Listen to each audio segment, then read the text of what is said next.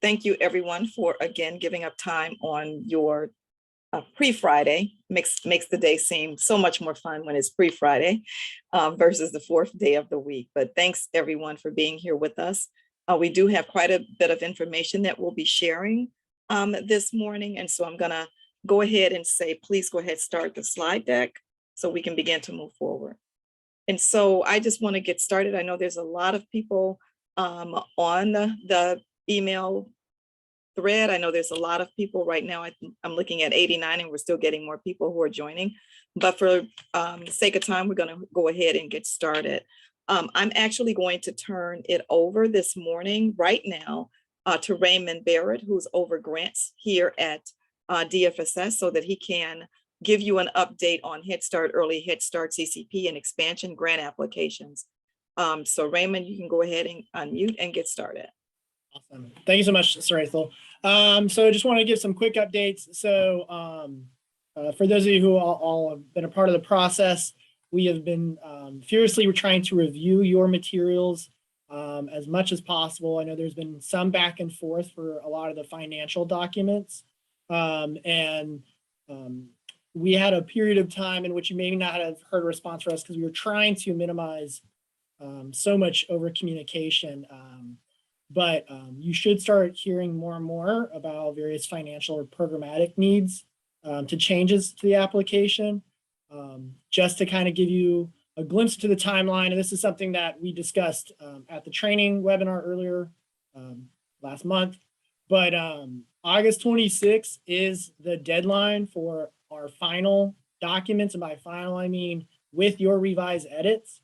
So we are trying to be as best as possible on our end to communicate with you all things that we need. But one ask that I'm kind of just making here is just also knowing, right, people sometimes take time off, etc. That next week we really need support on y'all's end for anything that is corrections that need to be made. We will do a lot of communication probably today, tomorrow, and a lot next week back and forth with y'all. And so, you know, whatever documents or back and forth that you can do very quickly, we greatly appreciate, because like I said, August 26th, at the end of the day, that is when we're kind of locking in all of our materials that goes to Head Start, because the process of getting everything in at the last second takes a lot of time. And so, you know, if you have someone that you know is going to be out or whatnot, you just need to make sure you flag for other people that they're able to respond and provide any changes. Majority of the changes are minor usually, or just like kind of things that just are little tweaks that work with Head Start. Also, as a reminder, as we said before, your PPC/board meetings should either be happening now, or for some of you, they're about to happen. Sometimes that review process takes a little bit, right? Maybe it's a signature that's missing or a minutes adjustment that needs to happen. That is also something that we'll be going back and forth with next week. So please, please, please, whoever's in charge of that stuff, make sure they're responsive, because after August 26th, that would be delinquent on y'all's part for being part of the grant application. So we will do our best, like I said, to communicate. Please be responsive back, and also hold us accountable, right? If there's something that you've got to, you know, send a response back and you haven't heard anything from us, you know, it's been 2 days and you're like, well, do I need anything? You know, hold us accountable, right? To emails or whatnot, because we're also part of this process. But just wanted to let you all know that the next, 6 business days are just really critical for the grant application process. And if y'all have any questions about it right now, definitely I'm open to fielding any questions specifically. I know a lot of the stuff is more case by case, but if there's something about that that you have questions on. And we'll send an email also, right? Either after this, later today, we'll send out an email just to once again a reminder of, hey, the next 6 business days, please be responsive, whatnot. Looking at the chat, I don't see any coming in, Raymond. Does anyone have any questions? Because Raymond's going to need to jump off. His schedule is already swamped. He's going to need to jump off of our meeting in just a minute. So does anyone have any questions for Raymond? before he leaves? Going once. And last thing I'll just briefly say is I do appreciate all of y'all and all of your organizations. This is the time in which you get a lot of communication from us and from different people. Just realize it is a complex process, as you all know. And so we're all trying to do our best part of reviewing and trying to minimize communication. But as we get closer to the deadline, it really is like us just picking up the phone and asking for random stuff. And we really appreciate your responsiveness and just helping us out, because at the end of the day, it's all impacting, right, every one of us and the process. So, and yes, I will definitely make sure everyone knows if anything is missing. So I appreciate that. But thank you, Rachel, for the time, and thank you all for your contribution. All right. Thank you, Raymond. And we'll let you know if anything else comes up. Thank you. Bye-bye. All right. You can go back to the slides, Mark. Thank you. I know that there is questions and concerns regarding monkeypox. One of the things, just as before, our not having any medical staff, what we're doing is keeping up with what's being published and stated out there regarding monkeypox in our communities. We do know that the numbers are rising across the nation. And we do know that across the nation, as of this morning, if I was listening to the news correctly, there's about 7 children that have come down with monkeypox. One of the things I want you to do, and I want your staff to do, and what we will do is we have put information in a CSD update. And as we get additional information, we will continue to share it. One of the things I do want to remind everyone is if we need to continue our mitigation, both for COVID and now monkeypox, but that means constantly cleaning your facilities and making sure that you're wiping down. I need people to mute, please. Making sure that everything is wiped down. Again, making sure that you're keeping up with what you're hearing about monkeypox, the same thing we were doing before at the height of COVID. We were giving information and asking all of you on your end just to keep up with it, because there's a lot of information being thrown all at one time about any communicable disease. So what's on this slide, and you will get this slide, is a hyperlink where you can control click and you can open it up and you can go directly to a page where there's FAQs and other information regarding monkeypox. And so again, want to make sure that you have access to the information. Again, there's a phone number on there when you go to that site that, people are able to, if they need to, get vaccinated. I will put the number in the chat also, where you can call in if people are looking to get vaccinations. I will put that number in the chat as soon as I'm done going over my updates. But again, I ask that everyone stay vigilant. Communicable diseases are communicable diseases. And we all know in our world, the best thing that we've ever done to work and mitigate on them is the cleaning and things that you already are required to do in early learning settings. And so you're doing those things has kept children, yourselves, and your staff healthy. And so we're wanting you to do the same thing again. Another one to learn about monkeypox, another one to make sure that you know how it's transmitted. And this information will answer those questions. That hyperlink that's on here will give you much more information about monkeypox, and including places that you can get additional information if needed. Copa Salesforce system update. I'm going to, at the end of this, OCM will come on again and they will talk about it. But again, just want everyone to know that over these next few days, my staff, many of them are going to be engaged one way or another as we're trying to move information from Copa into the Salesforce system. We are wanting to make sure that we're able to have a smooth transition. But what that means is this. What I know as of today is that many of our organizations' staff have not gotten their information, meaning their access into these systems. And it is mandatory. Let me say this. If your staff, your agency has not gone through the process to get their admin access and make sure that they have been able to access these systems, once we transition over, that you are going to lose access to the data systems, period. We've been making sure that my staff is reaching out, OCM staff, trainers, everybody's reaching out and trying to make sure that everybody knows that we're at that point where you need to be making sure that your staff on your side have gained access. They've, requested their email information so that they can get in. We've requested all of that information. We've then gone out and made sure that people know if you're having issues with getting in, who you can contact. We've stood up a hub where people can go in and get more information. So we've been communicating, and we'll continue to do this. But we are at critical right now in wanting to get all of these systems up and moving and going for you.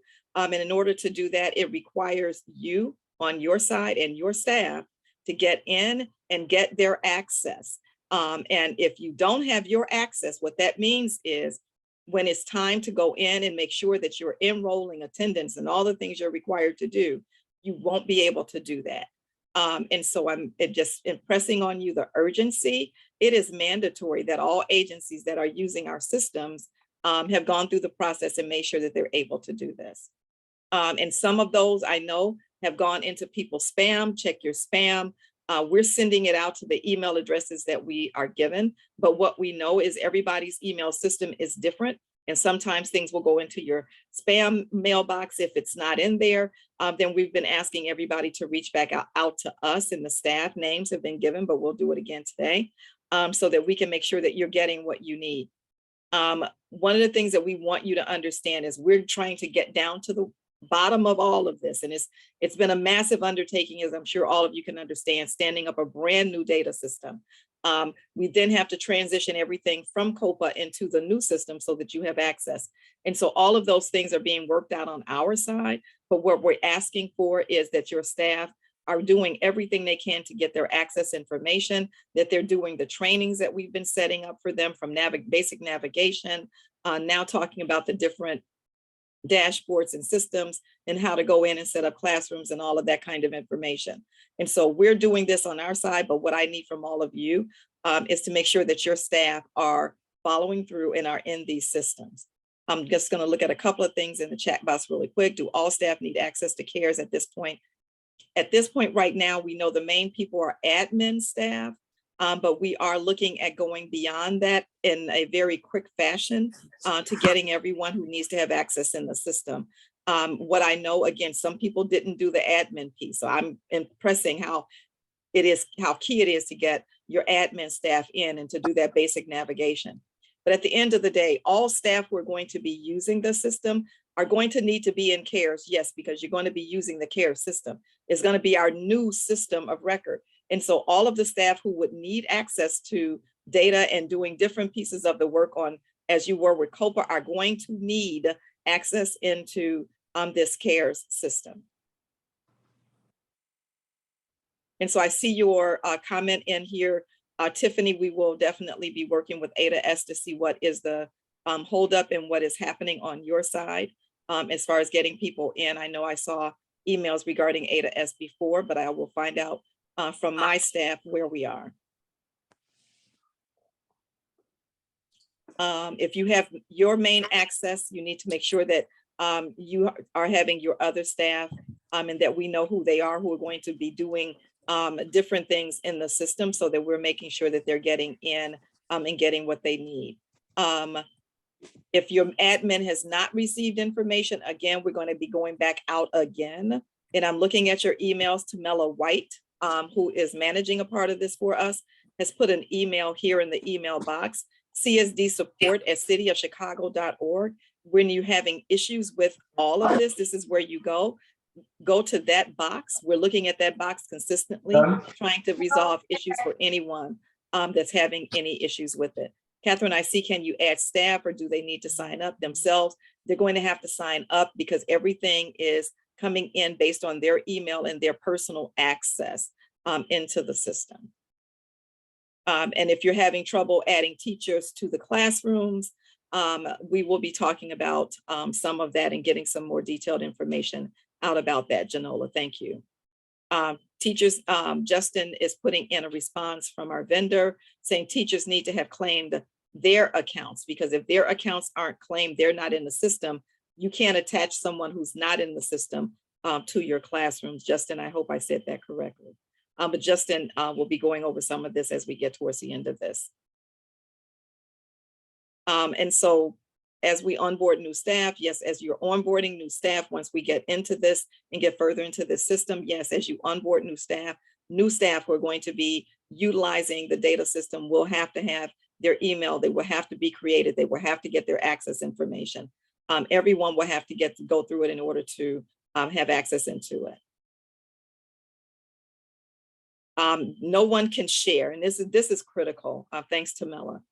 We've set this up where staff cannot share information. This is individual. We want to know everyone who's going in and out of the system. And so each individual who's going to have access has to have an access login in order to do all of that information. And so we will be working with that. LaShonda, I see it. Please put your comment into CSD support so that we can get back to you and figure out exactly what's going on, that your username is not working. Again, we set up that box so that we can get in information from all of you on things that you need help with, so that we can consistently have staff going in and responding. As you know, in most cases, if you have an issue, somebody else is probably having the same issue. In order for us to know just how critical it is and where we may have some gaps, we need to be able to see who all is going in and what you're saying. All right. Janola, we also have no funding in the system under CCAP. We're working on the CCAP side of the system as we speak. And so there's going to be more information to come on the CCAP side of the house. Okay. So I'm going to move on because I know we've got a lot. Again, CSD support, if you're having access information, my critical piece of information here is those staff who are going to be accessing this system has to claim their account. Those individuals have to claim their account or they're not in the system, okay? And so I'm gonna go on and then I'll come back and I'll look back at the chat. Enrollment tracking across all funding. I am working with my team and we are looking at enrollment across all of our funding sources. For the federal grant, we're looking at enrollment because again, we know that starting in next month, they're going to be looking at us, which is looking at you to see whether or not we are going to go on an under enrollment mandate. We're trying to get every child in and trying to get fully enrolled so that we don't go on an enrollment mandate. And so we're tracking to see where we are enrolling and where we're not, so that we are able to work with you to talk about what your plan is, what you might need to do different, or how you might need some assistance in order to get fully enrolled. Because again, this is the year where the enrollment mandate takes effect. We were talking about it in the spring. We're already here now where the program year is going to start very soon and that enrollment mandate kicks in. So we know we need all the children in. I know that implies these systems as well. And we're working to get the system ready so that you don't have an issue not being able to get in and do what you need to do and document. So it's all these things that will work together for the good, but we've all got to work together on this. I'm going to stop talking for a moment and I'm going to turn it over to B, because we do need to talk a little bit about criminal records check. And while you're doing that, I'm going to go to the chat box and see what else has come in. So B, if you can unmute and go ahead and get started. Thank you. Thanks, Rachel. So as you know, directors, we've been working diligently with you and your teams to obtain background check lists. These lists identify not only your federal staff, but your CPS staff. If you haven't already done so, we are going to need you to send those lists to your monitoring team leads, Nicole and Jacinta, as soon as possible today. Because once these lists are received, then the next step of this is sending your staff to Accurate's locations. Accurate Biometrics is DFSS's vendor for background checks. So for all of you that did send us your background check lists, thank you very much. And you may begin sending your staff to Accurate's locations. In a minute, I have Accurate that will follow me and they will be giving you what those site locations are and what the expectations will be when your staff arrive.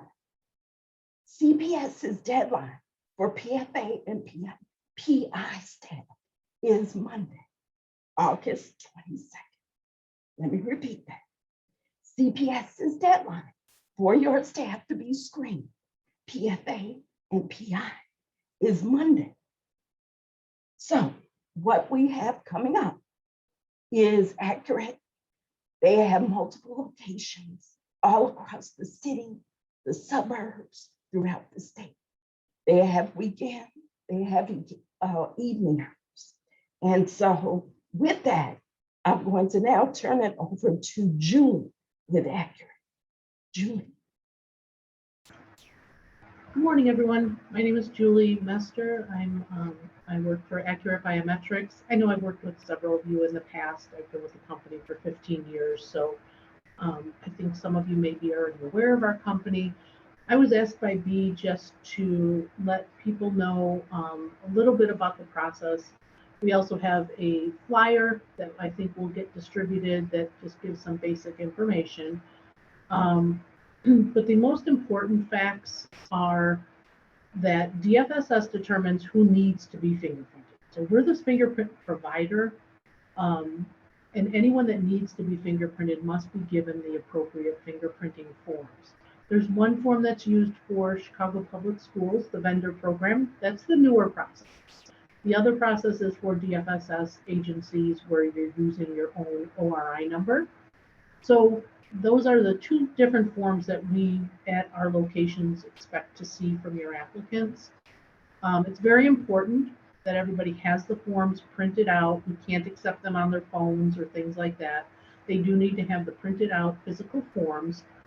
Also very important is that they have a valid government issued photo ID. So that would be a driver's license, state ID, passport, something in that government issued photo ID is required. So with the form and the ID, our technicians will help the applicant. We will fingerprint them, and then we submit the fingerprints to the Illinois State Police for processing through their agency as well as the FBI. All of those results go directly back to CPS or to the agency if you're using the non-CPS form. But we have locations in the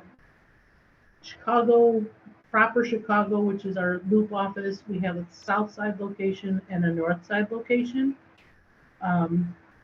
accessible through public transportation, or we have parking lots at all of them except the loop office. That one, if somebody does go to the loop, they are better off probably taking public transportation. All of our locations are listed on the website that you see on that flyer, just accuratebiometrics.com. You go to locations, put in a zip code, and it'll tell you the dates and times that we're at every location. We operate Monday through Friday at most offices are Monday through Friday in the city.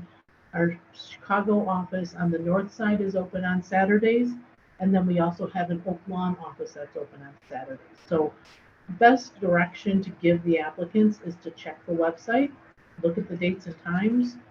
As you probably expect, this is the absolute busiest time for fingerprinting because of back to school and our contract with Chicago Public Schools and every other school district that we work with. So this is the absolute busiest time. So the wait times, we cannot even estimate those right now. We are double and triple staffing all of our locations the best that we can, but we do ask that you be patient. We have as many staff members out in the field as we can. So, but it does take about 5 to 10 minutes per person. So if you see 10 people in front of you, 5 people in front of you, you can at least estimate how long you would think that this would, that this might take your applicant. Once we fingerprint the applicant, we do give them a printed receipt. It's on a full-size sheet of paper. On that receipt, there is a tracking number. It's called a TCN, a transaction control number. That number could be needed later if you need to check on the status with CPS or if you need to check on the status with the Illinois State Police.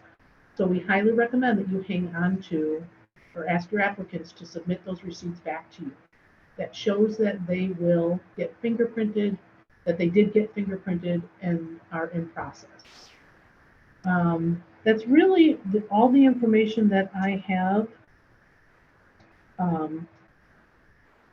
So I think, are we addressing questions at another time?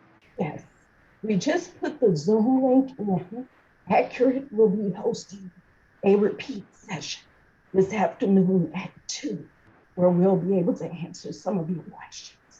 So please join us. The Zoom link is in the chat box. Thank you, Julie. You're welcome. And if anyone has any questions, I think most of you, my email address is just jmester@accuratebiometrics.com. If you have any questions and you can't meet the question and answer session, we'd be happy to help. Otherwise, you can call on that flyer, also has our customer support number. We have that fully staffed from 8 a.m. to 6 p.m. every day, Monday through Friday. So if you have any questions, we're all very aware of what's needed. So just give us a call or shoot us an email, and then we'll talk later as well. All right, thank you, Julie. Back over to you, Samantha. Thanks, Bea and Julie. Mara, if you could go back to the slide one more time.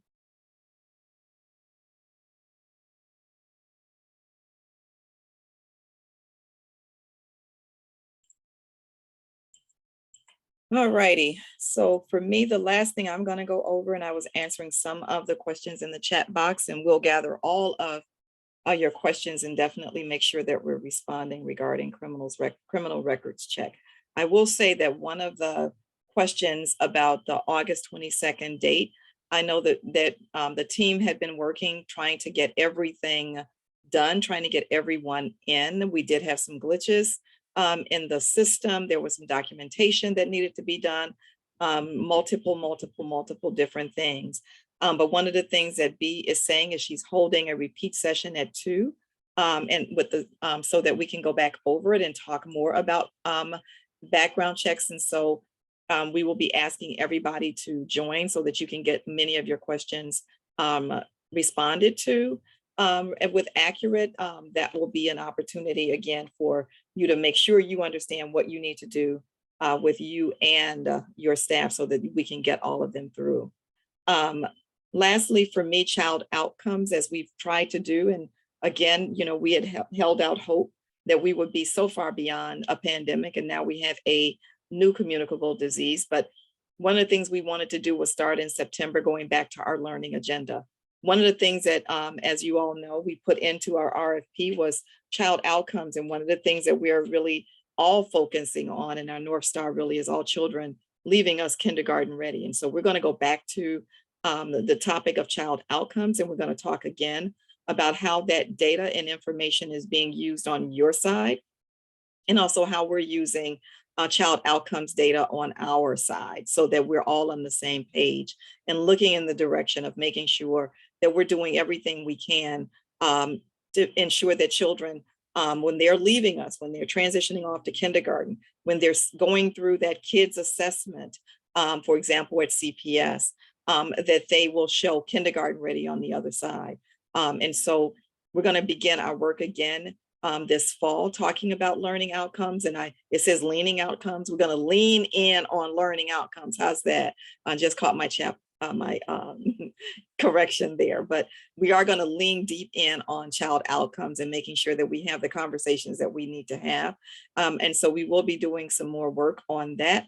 And so there will be a meeting separately that we're going to schedule to talk about child outcomes. And so more information to come from me on us diving into child outcomes and making sure that we're doing everything that we can.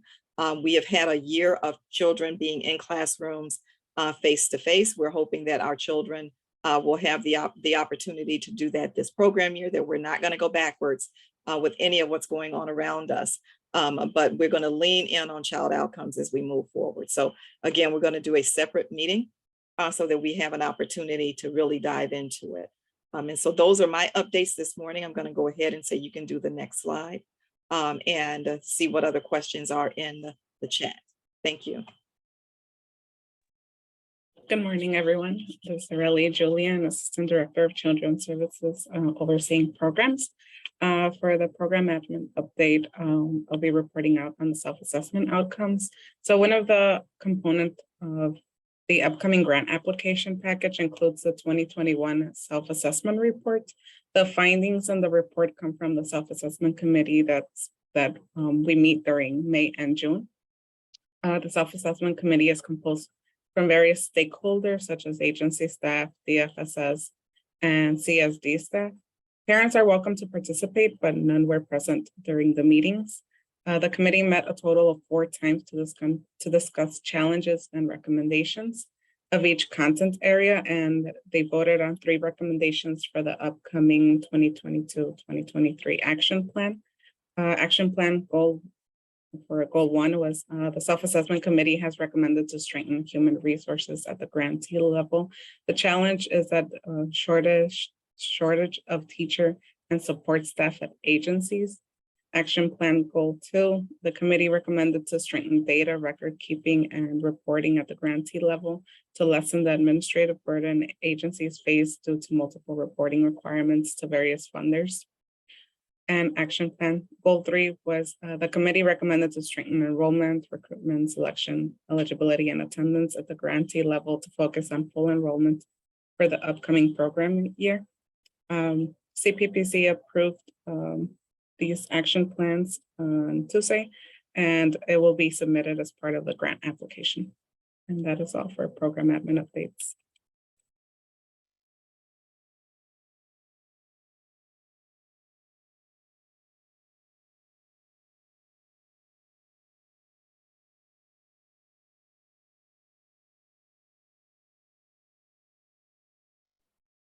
Is Craig on and doing an update on enrollment? Yeah, I'm on. Great, Hi. thank you. So our enrollment for July, you'll notice that the Head Start number is a little bit lower than it has been recently because we have a couple programs that are operating on a school year calendar. And so for July, we didn't count them as enrolled. They're not enrolled because they weren't operating. So that's why if you look at the number of slots we were operating in July was only 1368, well, it's 1489 the rest of the year. I'm not sure how we'll handle this next month, actually, because our program year is actually ending tomorrow. And so those programs should be open again next week, or at least one of them will be open again next week. For the rest of the federally funded grants, enrollment held steady for expansion, although we are still working to try to get some more slots out into the community. And the Child Care Partnership and Early Head Start based grant have enrollment increased a bit last month, which is promising, although they're still not at 100%, which is where we would like to see them for September. We do have a decline in programs that were attendance in programs that were PFA and PI funded. The PFA is technically a 10-month program as well, but most of the centers were operating on a 12-month schedule, so we did continue to report that. But obviously that number has fallen off a bit from where it is during the school year. And again, we are expecting that we'll see that jump next week, hopefully, but certainly by the time we pull together the September report, that it will be significantly above where we were in June.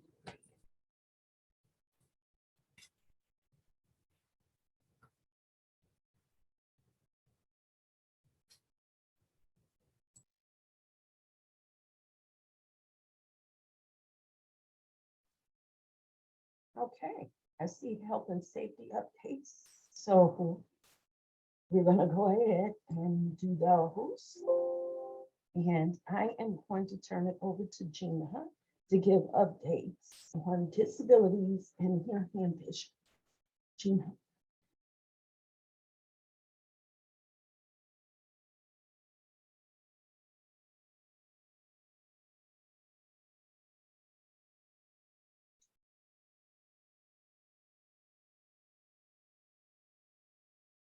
Gina, are you unmuted?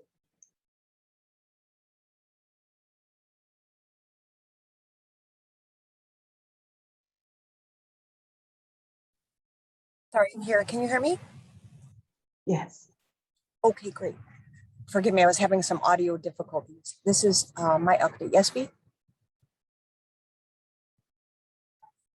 Thank you. Okay.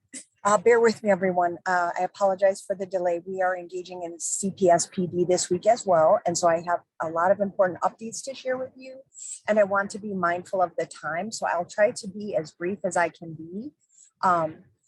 As you can imagine, we are off to a new school year. And so we have new information for you. One of the first resources that I would like to tell you about is a new training that's been developed by our CPS and Chicago Early Learning Head Start leadership.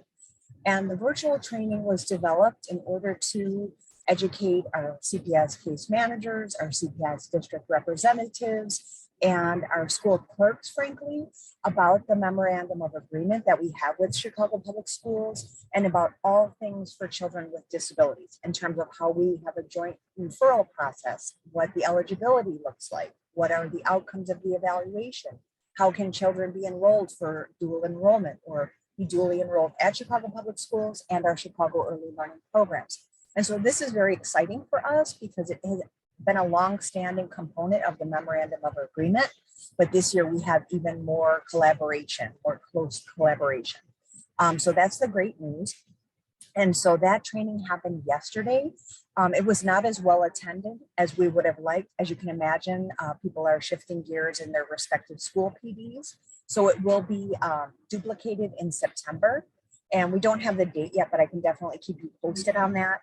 And then also I would like to share that in the future, I think the DFSS intention is for all of you to have that PowerPoint so your programs can be utilizing that same language about what the MOA looks like and how it's executed. So that's exciting news. I'd like to also tell you about an important change to services for our Chicago Public School students. So many of you may be aware, we have a program model that's referred to as itinerant services. And what itinerant refers to is traveling teacher. And so some of our children that are referred from Chicago Early Learning qualify for a minimal amount of time with a special ed teacher. So when that happens, it's 120 minutes or less per week with a special education teacher. And that is our lowest level of support services, with the exception of, say, speech only. Okay, when itinerant happens, in the past, the parents had to go onto the Chicago Early Learning application and then pick a gen ed seat at CPS in which the child could receive that special ed support for those 120 minutes from the special ed teacher. So that was the good news. Now here comes the bad news. This year, the parents will have less ability to select the school in which the child will receive those itinerant or traveling teacher IEP services. The reason is this: those children will be provided a seat in one of our blended classrooms. And so a blended classroom refers to a collaborative teaching model. You have one gen ed teacher, one special ed teacher. You have 6 children with IEPs or with disabilities, up to 14 non-disabled children. And so those itinerant children will be placed by our school assignment department. And therein lies the reason or the concern that the parents have less choice. However, it does make it easier for families that may not have been comfortable navigating the Chicago Early Learning website and so forth. So in short, the itinerant children will receive a school assignment letter. So that is different. What I also want to say is that children with itinerant services do not automatically qualify for transportation as a related service on their IEP. This poses another challenge for our families. Let's say the child resides on the far south side, the parent works in downtown and has a child attending a program, a Chicago Early Learning program in the city. The Office of Special Education, ODLSS, is going to place the child near home. So that child is going to be, situated somewhere near the home, and the parents at work downtown. And there's no way our parents can be midday transporting kids back and forth. Just in short, what that means is that our programs really need to encourage families to insist upon transportation services at that IEP meeting. And we will be working with your disability services coordinator so they're aware and they can advocate for the families can advocate for that transportation. Let me tell you a little bit about hearing and vision services. And so this summer we hosted a CPS Audiology clinic. And I shared with you previously that sometimes we have children we suspect have a disability, and we need to rule out that they do not have hearing issues. Perhaps they're not responding to their name, they're not responding to questions appropriately, they seem disengaged. And so by law, we have to sometimes do a full audiology evaluation in a soundproof booth to make sure that the child is actually hearing. And so this summer, we did have some children in that category. I will be honest with you, we did have parent participation as a concern. I feel like we're going to need to ramp up our efforts to let parents know how important this is, because it really is a barrier to timely evaluations when they don't keep their appointments. And so literally I have like 5 children on my desk right now who are going to be closed out because the parents didn't arrive. But again, our team will be working closely with your DSEs to make sure this happens in the new school year. We will share the CPS Audiology Clinic schedule with you in the CST update. And also I would like to share, we have the new CPS child frame screening schedule. That is the team that sits at our Chicago Public Libraries any certain days of the month. And our non-Chicago early learning students can come there in person and have their child screened developmentally and for hearing and vision. So here is one exception. Our preschool for all and PI transition children can go to Child Find, but they must indicate that they are there exclusively for hearing and vision screening. And so that's really important. Otherwise, the team will start doing developmental screening.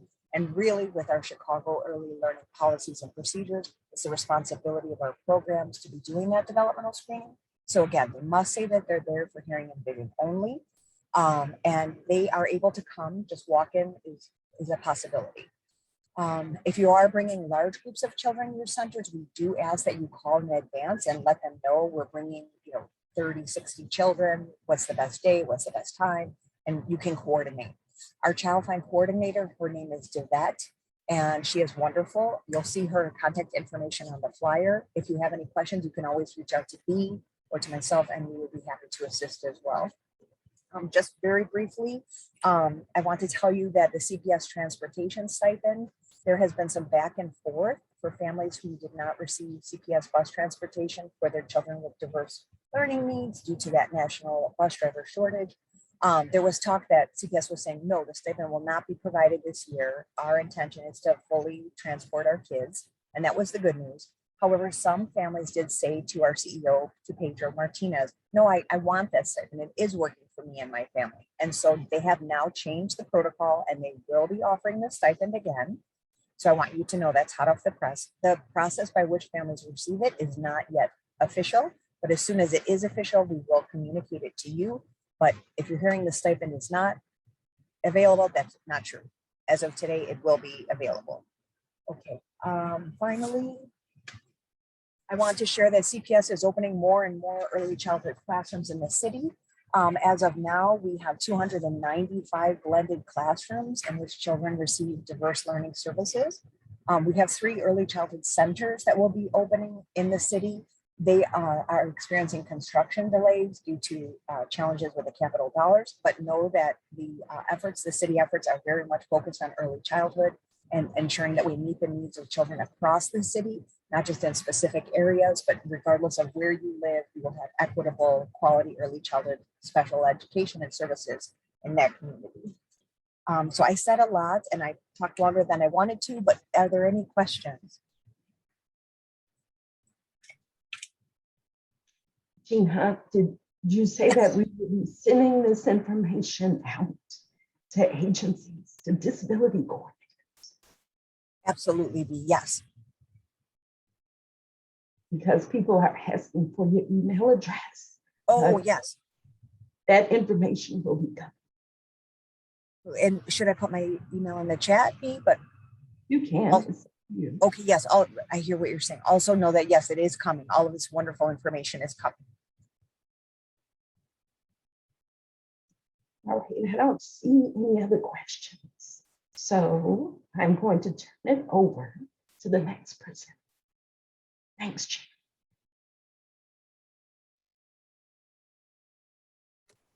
Good morning. Few updates from our program development and quality unit.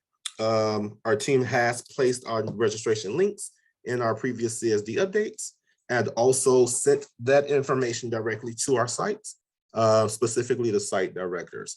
So therefore it is in both places, CSD updates, as well as directly at our site levels to communicate upcoming trainings. And there you'll find the links to register for any trainings for your teachers, your support staff, as well as leadership path. Also, we have begun to aggregate our class observation data and scores. And so one program we have rolling out for any of our classrooms, sites that are right at the cusp of the national threshold for the 663 for our pre-K class, we have a new intensive program that we'll be offering and suggesting for programs. Because as we know, this program year coming up, the federal, our Office of Head Start has reinstituted the class observations. So they are planning to come into our classrooms and do those official class scores, those official class observations. And so our goal is to ensure that we are providing any technical assistance and any extra services and training opportunities that our teachers can benefit from in those classrooms. So please look out for that. If we do find that any of your class scores are in need of that intensive, we'll be reaching out to offer that support. Our team has also sent out a survey as we're preparing for our EHS CCP FA2 review. We have sent out a survey seeking your classroom teaching staff information. And on that survey, we're also seeking to have their PD plans uploaded and attached, similar to how we did for any of our EHS expansion programs that's here. And so therefore we have all that teacher information as well as the professional development plans all in one place. And thank you to Mela. She has posted a link in that survey. She has posted the survey in our chat, the survey link in the chat box. So if your agency has not completed that, please ensure that we get that completed and sent back to our attention as soon as possible. Teaching strategies, we have been informed that in the past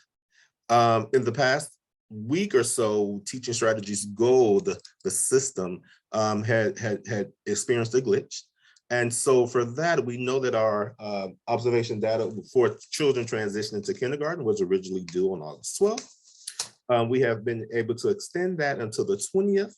And that was as furthest we can go because, as you know, our program year begins on August 22nd.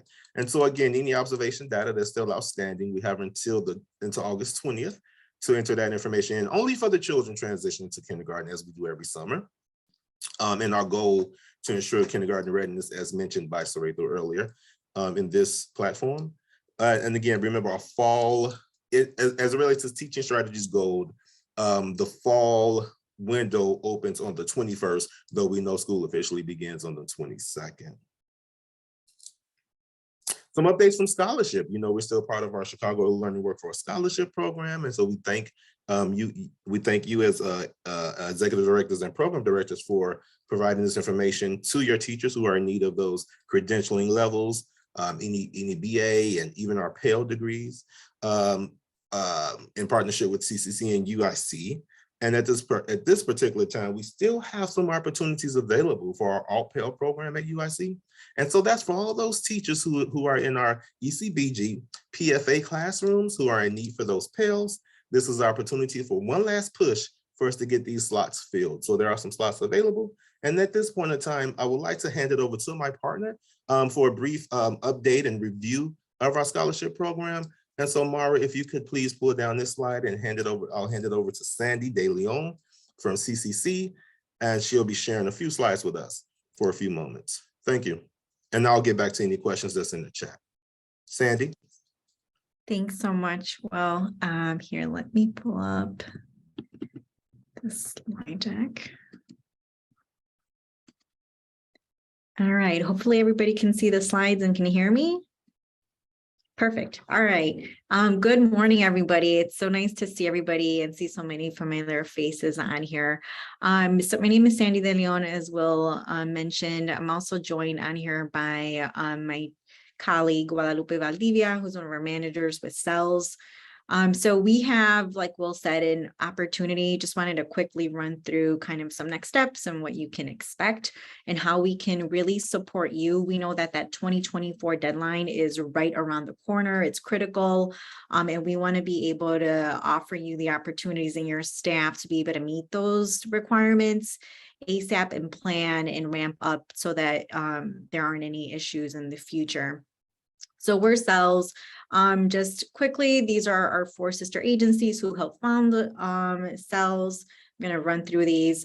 Really, it was responsive to the need among Chicago residents who would like to join the field, but also to you as the current Chicago early learning workforce. So again, really, as a scholarship initiative, this is meant to really be responsive to you and your needs. So we're hoping that you will partner with us. We're able to afford support in a number of different academic pathways and degree programs. Currently, at the moment, what we have openings for the alternative licensure program with UIC. We'll have the full gamut of all these other pathways open back up in January, in just a few months. But right now we do have a selective opportunity for alternative licensure. So as you know, and Will already said it, so I'll just quickly run through this, but the deadline is to, by 2024, really have that licensure in place. In order to help you meet that licensure requirement, what we have to offer you is a partnership with UIC, who does a fast track, for lack of a better term, for anybody who already has a bachelor's degree and a level 5 to really just earn that licensure. Not have to go through a whole bachelor's degree program again, but again, it's fast tracked. It comes with an array of supports, which I'll go through in just a second. But really, one of the things we've heard, even from you in past brown bags and in just listening to folks in the field and our current scholars who are part of our community with CELS, is that there is hesitancy to even apply because of the concern around, am I going to pass this content exam? I've heard so many things about people failing. I don't know if I'm ready to go back. The thing is, UIC is perfectly set up for this. Their whole model is set up to be responsive to those concerns and hesitations.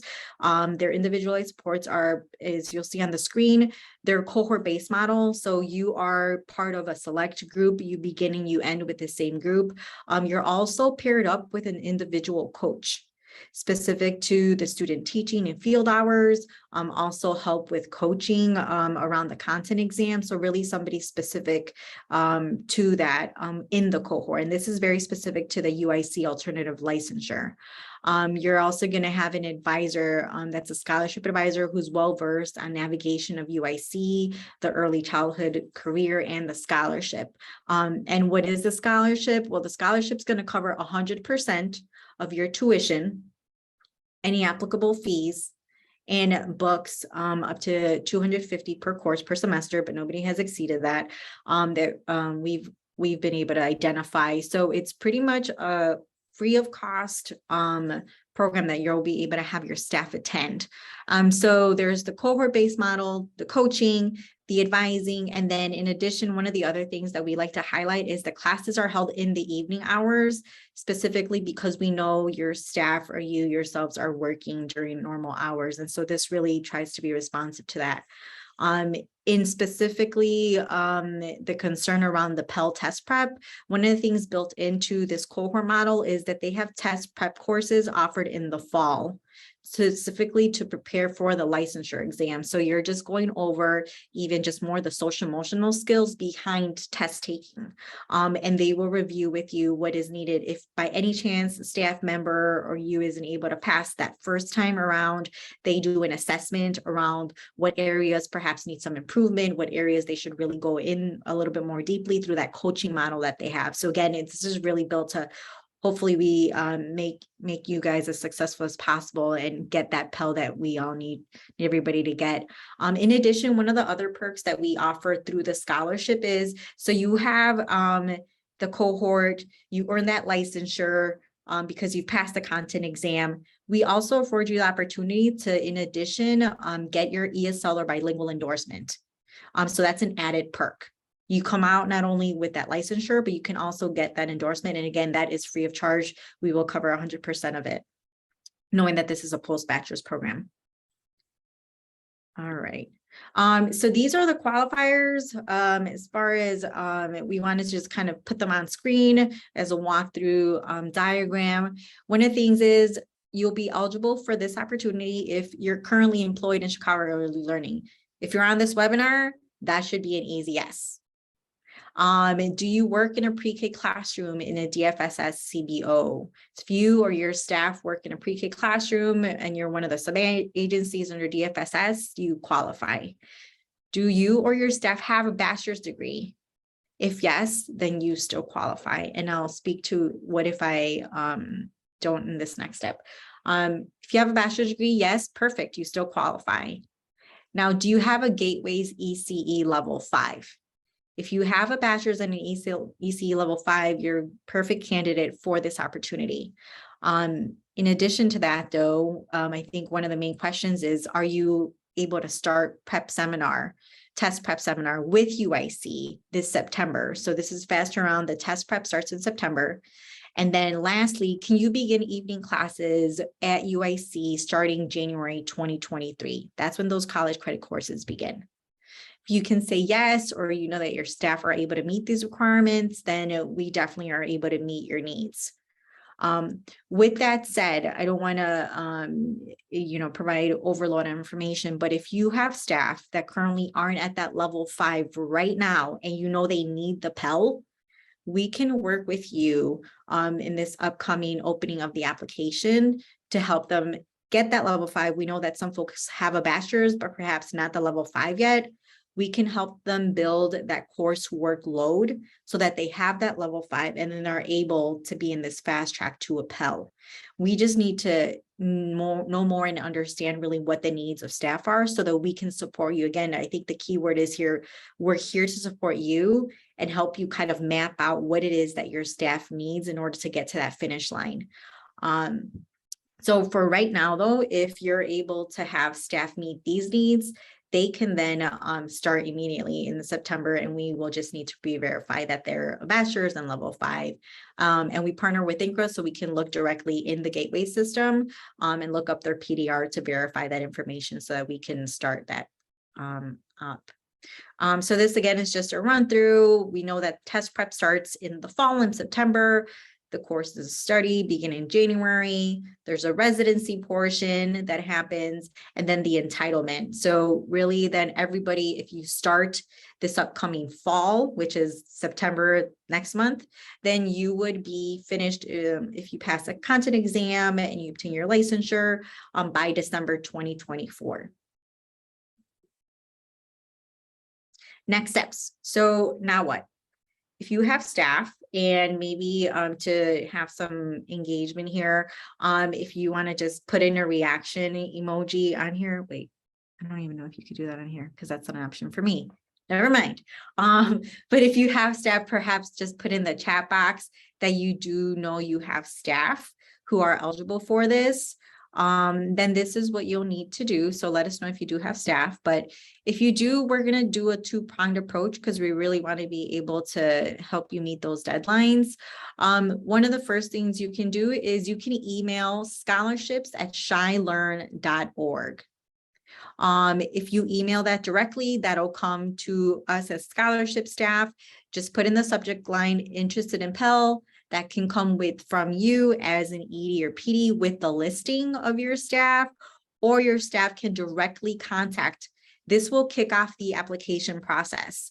Once we pre-verify them, we will send them the application, and then we can go ahead and fast track and match them with UIC. The deadline to contact us is August 31st. So it's about a week. Wait, sorry, no, 2 weeks. 2 weeks for you to contact us or for your staff to contact us directly. So that's one approach, emailing us directly. And then the other thing we'll be doing, and that we ask for your support also, is we're going to be reaching out to pre-identified staff who we have been informed are in need of this Pell. And so if we have been informed that staff have a bachelor's, have a level 5 already, we're going to be reaching out. So what we ask for you to do for us is to just give your staff a heads up. let them know, hey, you might be receiving a call and or an email from the Chicago Early Learning Workforce Scholarship Team, so that they don't, they're not surprised or not saying, why is somebody contacting me? We really want to have this be an opportunity that's afforded to them. Again, just being responsive to their needs. So those are the two things that we're going to be doing in order to really be able to pull folks into the cohort that we've got opening up. One of the main things to also just know is that we have a website up through Chicago Early Learning. So if you go to chicagoearlylearning.org and you click on scholarships at the top, you'll see an array of details on what the scholarship is. You'll find detailed FAQs on who we are, how to contact us. If by any chance you forget this email, scholarships@shylearn.org, if you go on this website and you go to the bottom, our contact information is listed on there. And just so that we can reiterate, and we know that repetition works, at least it works in my brain, here's some visuals of what you can expect to see on the website. So this is the chicagoearlylearning.org website. If you go there, you just directly click on scholarships.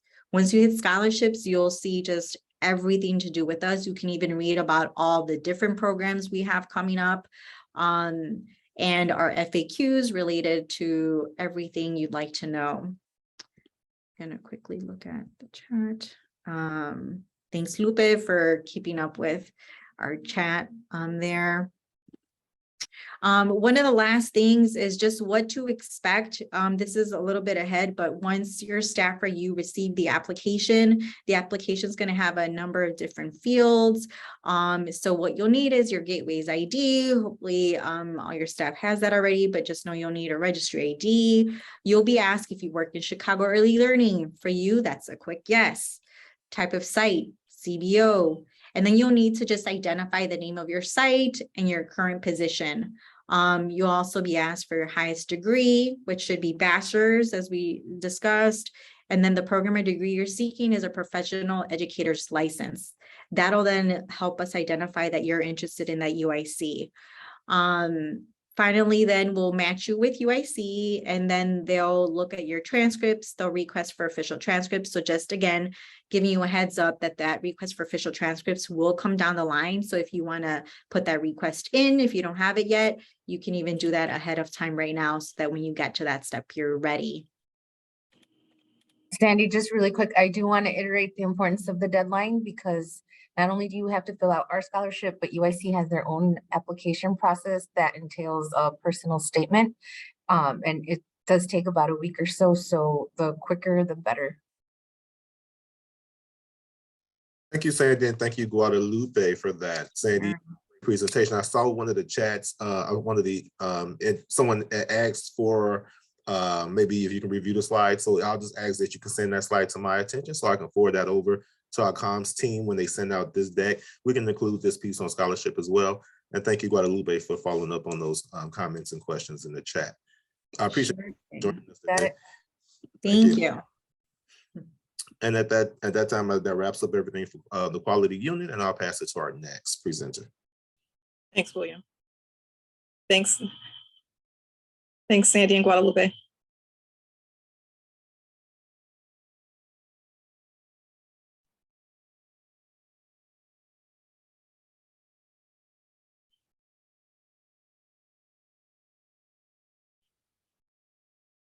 All right, time for fiscal updates. Good morning, everyone. I'll be providing the fiscal updates. Head Start, we're at about 42% expenditure rate. Early Head Start, 35%. Early Head Start CCP at 36%. Early Head Start expansion, 31%. The next slide, please. ECBG, we're at 90%, and CCAP at 66%.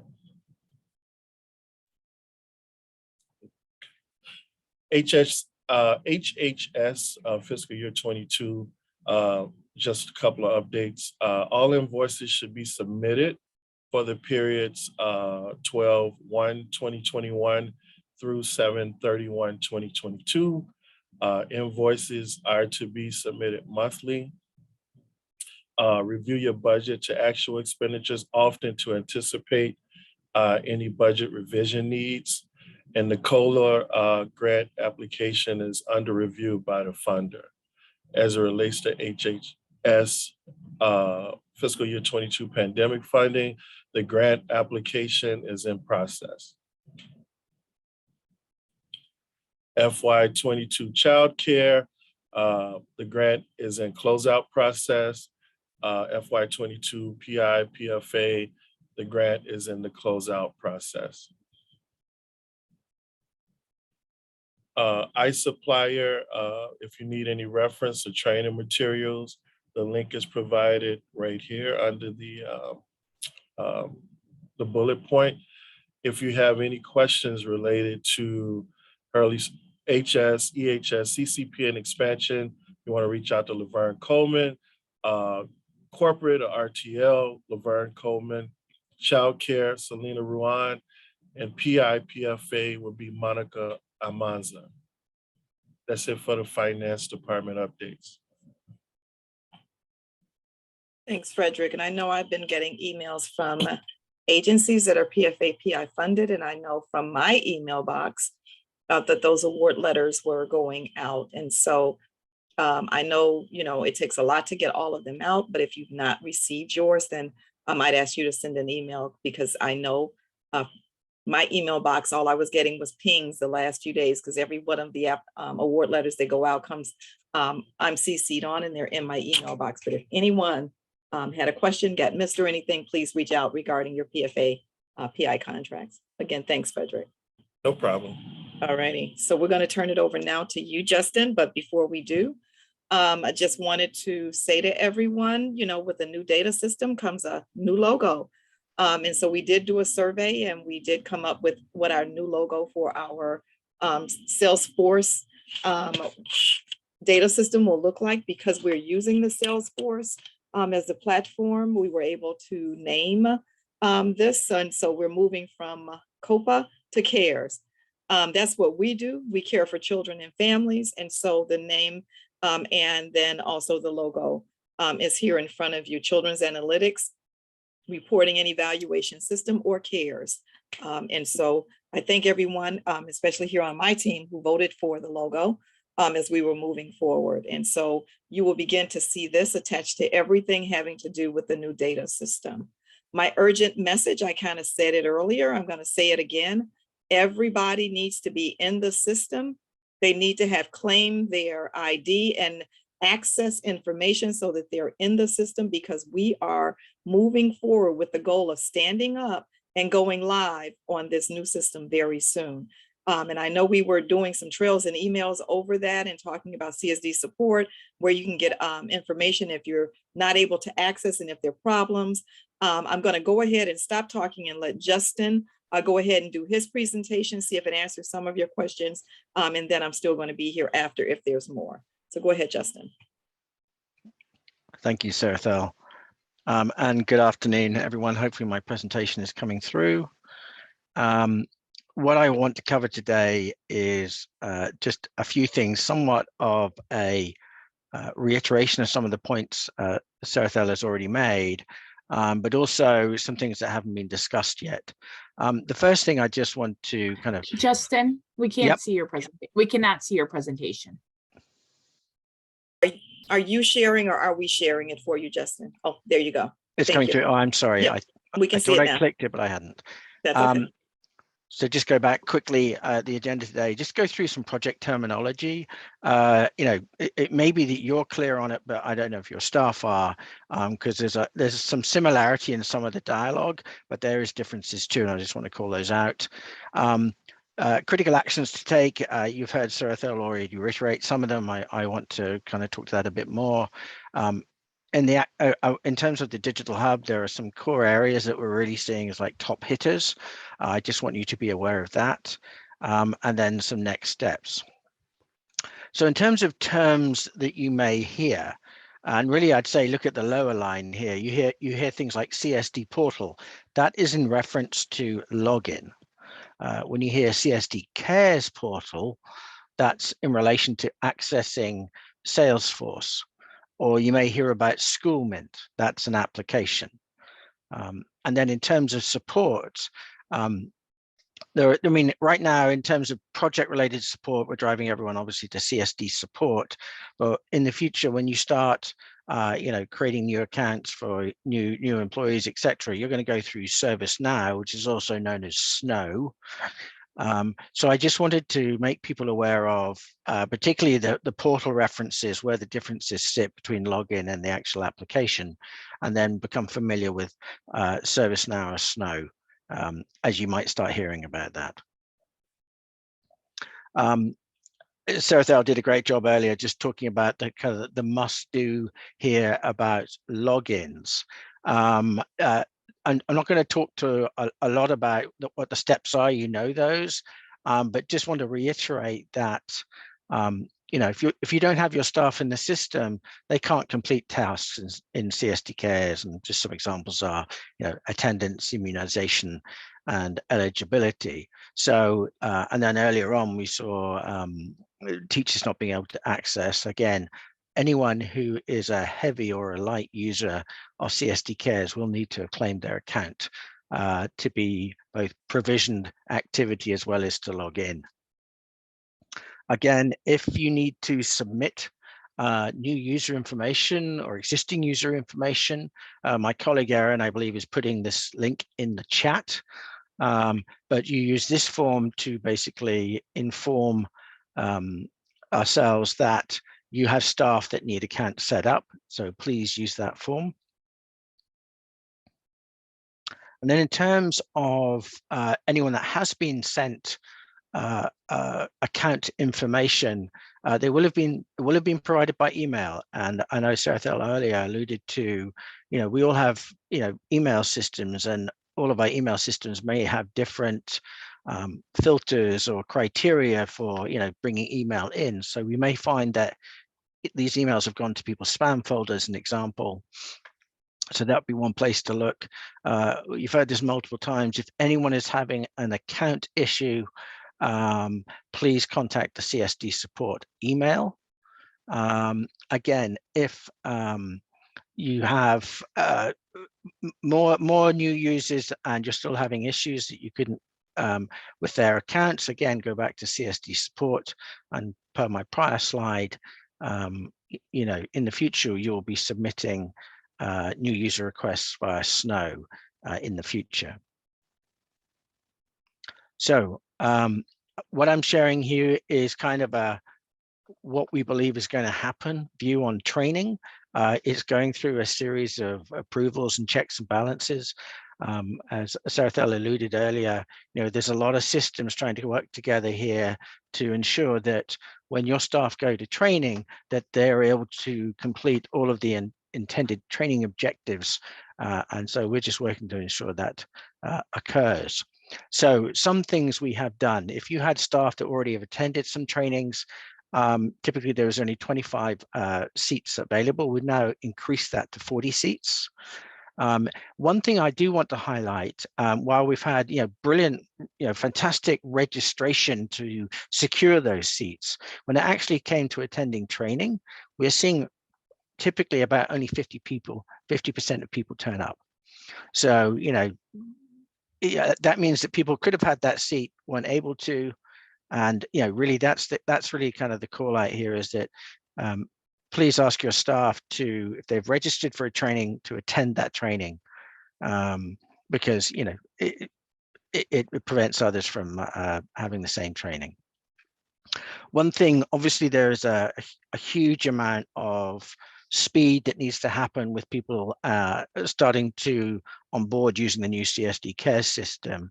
Our current proposal is to offer what we're calling virtual instructor-led training. So you go to a class, you see an instructor, you're able to ask active Q&A. And the second alternative is recording one of those instructor-led trainings and making it available in a webinar format. So a bit like going to the cinema, you pick your showing that you want to go and see the movie. In the same way, you can do that here with this webinar schedule. And the other thing that the webinar schedule will offer is 5 sessions a day, and each webinar can have up to 500 people join that session. So think about it like 500 seats in the movie theater. So what does this mean? This means that there will be a lot of seats available for either, instructor-led or, watch on your own time via the webinar training.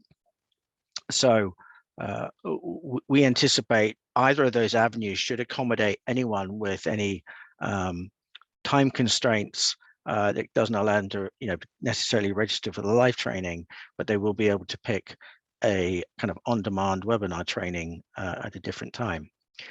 In addition, we are actually breaking down particular tasks and actually videoing just unique tasks, and they will be available on the digital hub. So someone that doesn't necessarily want to go through a whole training again, they could go to the digital hub and find that particular task in a video to help them just work through that to complete it. So in terms of the instructor-led trainings, we're proposing there are 3 classes. So you have class management, there is case management in terms of health events and health events. Erin, can you help me out? I'm forgetting the other case management. We have goals, That's I it. think interactions. That's it. That's the first one. And the second one is health events. And I'll put it in the chat later when I remember. Sorry, I'm having kind of a blank. But there are 3 classes. We're talking about 3 sessions per class per day. So, for example, that could be, 9 o'clock and 11 o'clock at 2 p.m. and people will be able to attend those. And like I say, that's 360 seats a day when you combine those different classes and different offerings of those classes. And then with the webinar, we could scale potentially to 2,500 seats a day. So, with those on a per day basis, just under, 3,000 seats a day being available for people to attend training, we hope that will support your staff getting trained in the next weeks. And this would be a profile that we would continue with as we go through training. In terms of just preparing for trainings, it is role-based training. That means that only your staff with the roles that are aligned with that particular training need to attend. It's not all staff attend all training. That could be your remit if you wish, but excuse me, that is how we are basing it, that it's role-based training. The other thing to remind your staff is that it's interactive. So they will need access to a PC, a keyboard, a mouse, but not a mobile device, not a phone, not a tablet like an iPad. And again, with this kind of reiteration of the account claiming, that will then allow them to log into the CSD Care solution. And they will need to do that prior to training, just to ensure that the credentials they've been given allow them to get into the CSD Care solution. So it's not just claim your ID, it's also log in with that ID into the CSD Care solution. That means that when it comes to actual training, they are 100% good to go. Because we have found in trainings prior that people haven't claimed the ID, they get to training and they're like, okay, I can't do anything. And we're like, yep, sorry, we can tell you what to do, but we can't actually help resolve the issue because it's something that the individual needs to do. And so I really want to call out here that trainings are just for training. As we move to this, kind of rapid scale of training, we cannot afford for training to become a support instance. So it's going to be training for training only. If people turn up with account issues, we will direct them to CSD support. They are more than welcome to still attend the training, but they'll only be in an observing capacity, right? They won't be able to do any of the interaction. So that's really the point I want to make, is training's just for training going forward. It's not a support activity. In terms of the digital hub, And I know we've seen increasing growth of people using the hub, which is great. One thing to call out here is there's no longer a password. So when you select this link, you go direct. There's no concern about people going, what's the password? Where do I find it? It's just straight in now. In terms of the hub, the green button here highlights that the how to set up your account, maybe not a surprise, that's a top hitter. That's really what I want to call out here, is that's getting a lot of traction. And then how to access and log out of your dashboard, that too is getting a lot of traction, but it's not at the top. So those are two assets that you can point your staff to. And you can see on the left-hand side here, on the digital hub where they sit under the login section. Then there's another section which is regarding FAQs and the user guide for logging in and the glossary of terms.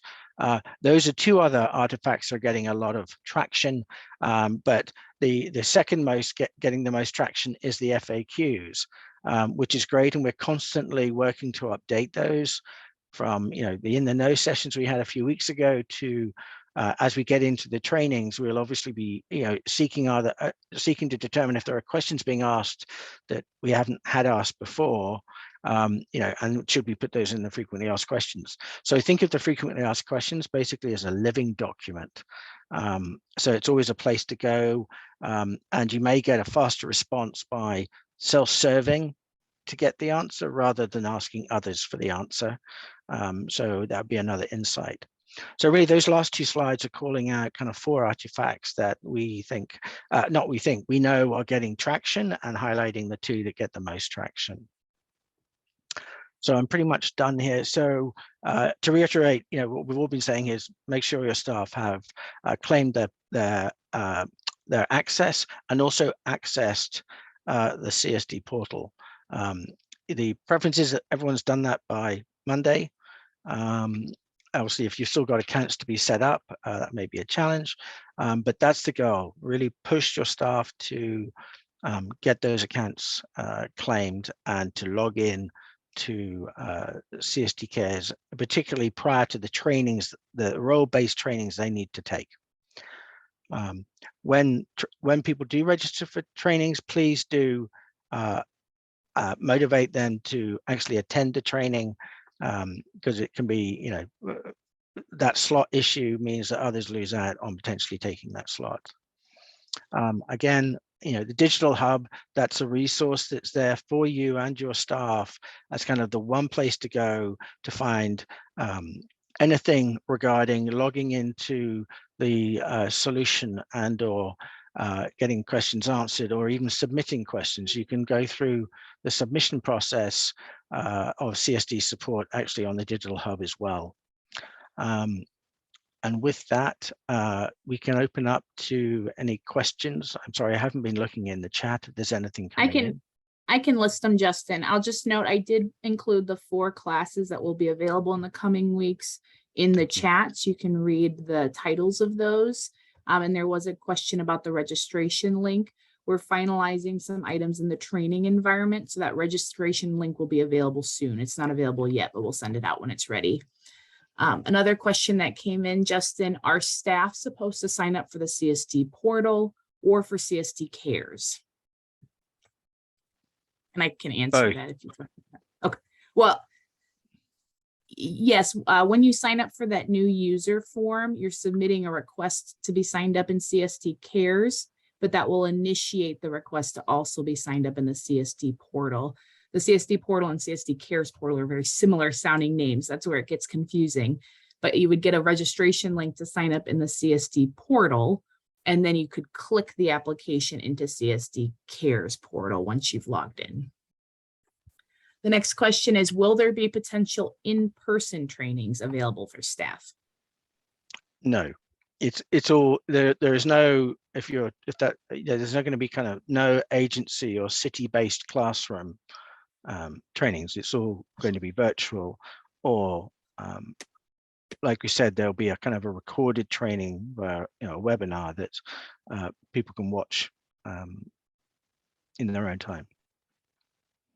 The next question is, how do we know if we're signed up for the CSD portal versus the CSD Cares portal? I can answer that too, if you'd like. Yeah, you take that one. Yeah. All right. So if you've received that claim your account email, that means that you're signed up in the CSD portal and you can log into that portal.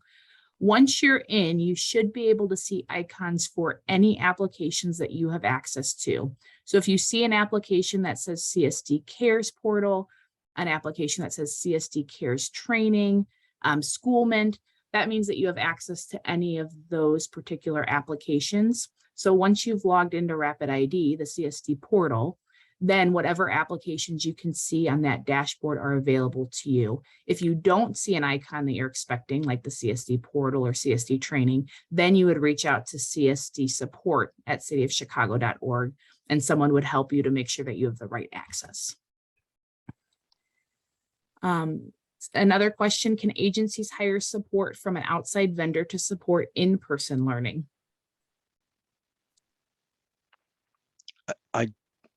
To be honest, I don't have an answer for that. I think that's maybe a conversation with Sarah Thelen team. Correct. Amina, I see your question in the chat, and that's something we'd have to discuss, because everything that we're training on is really the vendors that we have are working side by side with the developers. And so making sure that all the I's are dotted and what we're communicating is communicated across the board thoroughly and correctly. So we're using these vendors to get us through this process. And so wanting to have others engaged in the process, unless they really have all of that information, would be really, really difficult. Will there be a time later after we can get everybody set up? And that's where we are right now. The critical need right now is getting everybody in the system, getting them to claim their accounts so that they can see the CSD portal, they can see what they have access to, they get all their trainings right now.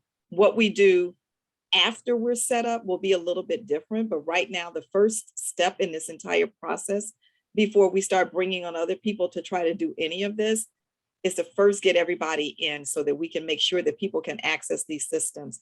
Today is 8/18/2022, and we need to really start making sure classrooms are set up starting next week. And so people who've been in have gotten some of the trainings and are seeing and learning how to do some of that information. There are others who have not.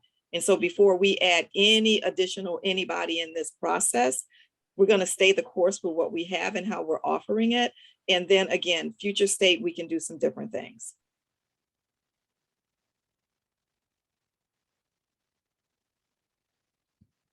Any other questions, Aaron?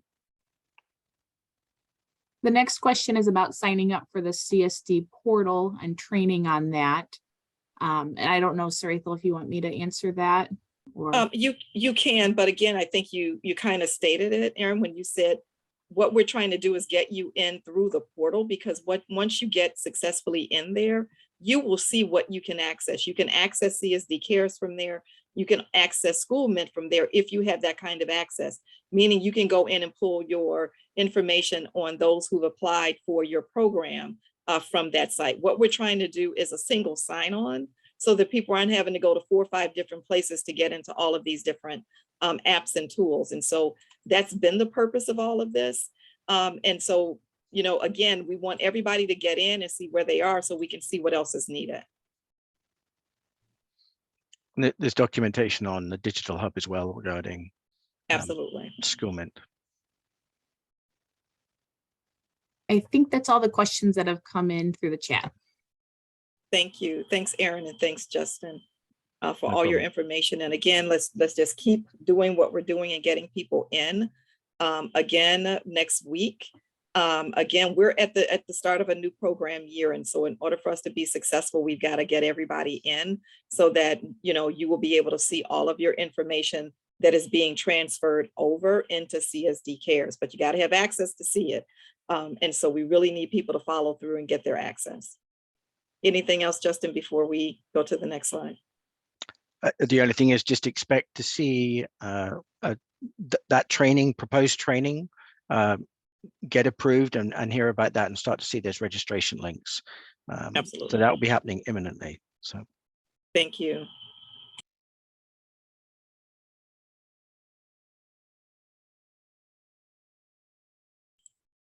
All right, we've been following the chat as much as we could to try to answer your questions as they were coming in. And Catherine, I can see it was more of a suggestion. And again, the one thing that I want to just point out again is what we're trying to do is make sure that people are doing a single sign-on. And I know CSD, the word CSD, so let's move CSD and just say CARES, okay? CSD portal, and then you can get into the CARES system from there. CSD portal, you'll be able to get into SchoolMint from there. And so what we're trying to do is make sure that we are using a single sign-on versus people having to do 4 or 5 different ones. What we did not want was people to have to go into each of them separately, because that will confuse the system even more. And so that portal will allow people to get into CARES and will allow people to get into SchoolMint, again, based on their access that they've been given and the information we've been given from agency staff on who should be seeing what. And so I'm hoping, and I know, and I can understand some of the confusion, and we can send out some other information out there to help clear up and clean up any information that we shared that is still confusing people. So thanks, Janice, I saw your comment. Are there any other questions or comments from anyone?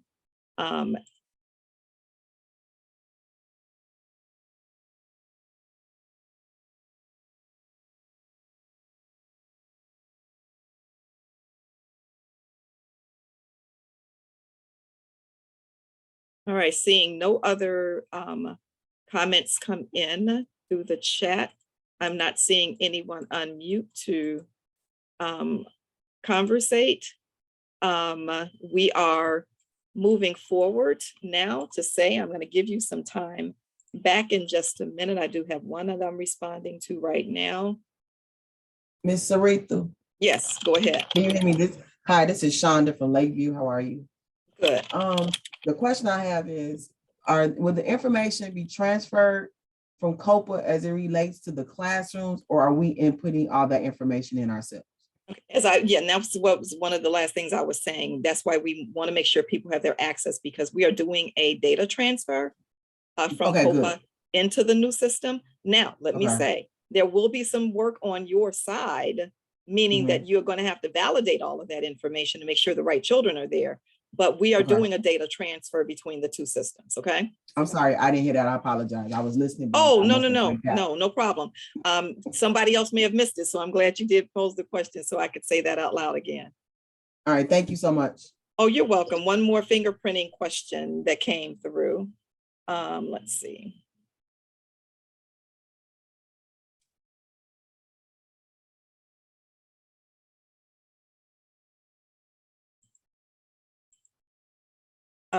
One more fingerprinting question about the top of the form. This cannot include the applicant's sites information. B, I'm going to have to ask you to respond to this question from Constance regarding the fingerprinting form. And I'm trying now to go down, and my computer is doing some real fun stuff going back and forth. Yes, we will be going over that too. Okay. But everything should be typewritten. My understanding is they will not accept any handwritten documents. But we'll go over it too. So one of the questions, what can we expect for the turnaround time for CSD support? I'm going to say, because if there's a boatload of stuff coming in at the same time, it kind of slows it. I know, for a while, it was a lot coming into CSD support that they were responding to, but I know they're trying to respond to people within 24, 48 hours. So you've got to give them some time, because, there's a lot of you out there who have questions and need support. So, and if you are feeling like you're not getting what you need, then I'm asking people, and, send me an email, let me know what you need and see if I can get some additional assistance for you. Constance, is your question regarding the background check, or is it regarding something else when you say, when I open the form, the section is blank? And how do we fill out this section? Is that the background check as well? Sorry, that was the finishing of the paragraph. I was trying to add a space, and then it just sent off the message. Okay, gotcha. Okay, you're welcome.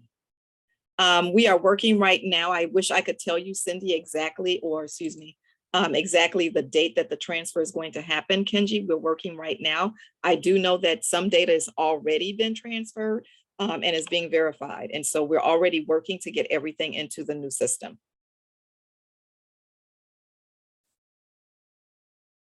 We want to be able to, and my point in wanting everybody in is because we really want people to be able to start getting their classroom set up as early as the end of next week. And so we're feverishly trying to get all of this done, but we really need people in there.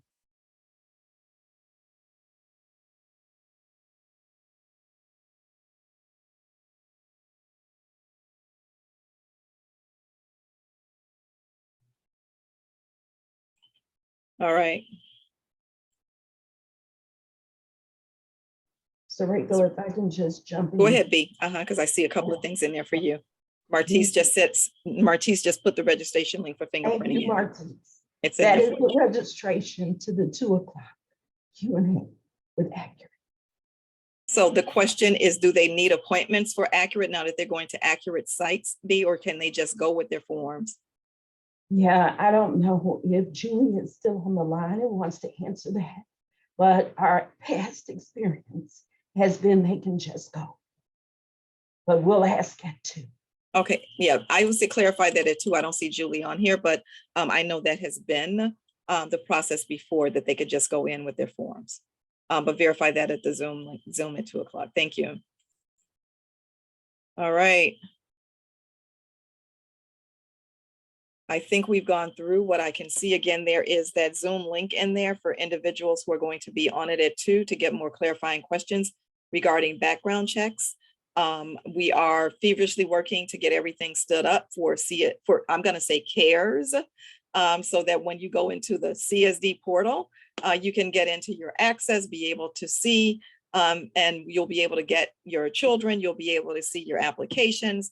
The goal is for a one-stop shop. We did not want people to have to do 4 or 5 different logons to get into these different things. So we worked on these systems purposefully to assist you in not having as much to do. Will there be a time, and I want to finish this, will there be a time that Copa is going to be up and CARES? Absolutely, because we want to make sure that we're not missing anything. A reminder to everybody that's federally funded, our PIR is due August 31st. I know staff have been reaching out. I think in my conversation with Craig last night, he's doing everything that he can over this next week or so to get everything in from all of you. So if anybody's reaching out for anything having to do with PIR, I ask that you turn that information around as right away. It's urgent at this point. Remember, we are doing 4 separate PIRs. It's a lot of information for a lot of children and families. So we really need your help on that to make sure that we're able to get everything in that we need to get in for our PIR that is due. We are, as you know, CPS starts on Monday, the 22nd, because we are still in the process of setting up everything. We are going to still be doing rollover of information from Copa because we have to roll over in Copa, period. We're transitioning the information from Copa into Salesforce. So there's a lot going on all at the same time. And so know that you're going to be getting some other information regarding dates and everything from me, making sure that everybody understands what time frame we're working on, when things are going to be where, so that you are fully aware of where we are. So we're putting together some documents that are going to come out regarding this system and these system changes very soon. So more information to come to help you understand what's going on and for you to communicate with your staff. But again, to remove some of the confusion, CSD portal allows you to go in and access CARES, Salesforce, and other apps that are available. So again, let's all work together. Let me know if you're struggling, if you're having some problem. You've got CSD support. Again, CSD support for issues. But when you're in that training module, they're doing everything around training and really cannot respond to support issues. And that's why we've stood up CSD support at cityofchicago.org for that reason. And so I know it's a lot. I know you're doing a lot. I know you're all are busy out there. I know that your day starts early, ends late. Believe me, I understand all of that. I thank all of you for everything that you've done over this last program year that just ended. And I thank all of you for everything that you're doing so that we can have a successful start of program year 2022-2023. I don't know how any of you are feeling out there. I know how I'm feeling. I cannot believe that it is already August 18th. I feel like this year just started and we are almost in fall. It is just rolling extremely fast. And so I know what you must be feeling like. This has been a whirlwind, people. All I can do is say thank you, thank you, thank you for staying the course with DFSS. And I thank you, as always, for everything that you do on behalf of children and families. Lastly, I'm asking everybody, as I always do, stay healthy, stay safe, keep yourself, your staff, your families, everyone safe. You know, as a reminder, you know, when you fly on an airplane, they tell you, you got to put your mask on first in order to help others. And so I hope everybody on this call has your mask on and that you're ready to stand in and help those that you support.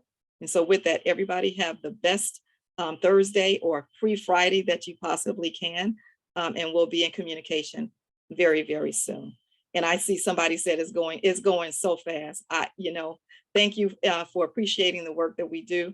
Believe me, I'm going to say this to everybody. If anybody had told Saratho Burgess Burnett 4 years ago that there were going to be multiple FA2s, that you're going to stand up a brand new data system and everything that we've done in just the 4 years that I've been in this chair, I would have said not possible. But I will say all of it has been possible because of my supportive DFSS team and my CSD team here, and because of all of you. So for that, I say thank you, everyone. Off to the races. We've got more to do. So thanks, everybody. Have a great one.